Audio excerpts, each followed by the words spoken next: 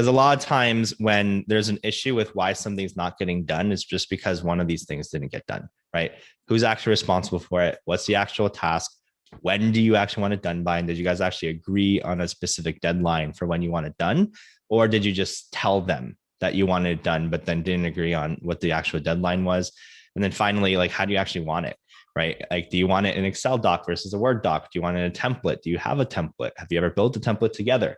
Right? Is there a certain way that you want it to look? And it's just being as specific as possible. So it's just really just making sure that each one of these things is spelled out. And this is so, might sound so basic, but if you really look at where this communication breakdown on why something's not happening, again, it's just really coming back to that place of 100% responsibility and just saying, oh, in my mind, I was expecting this to be done yesterday, right? Which is for all entrepreneurs usually in their mind of like, yeah, of course I wanted it done yesterday. But and did you actually both agree on when the deadline was and what the expectation is?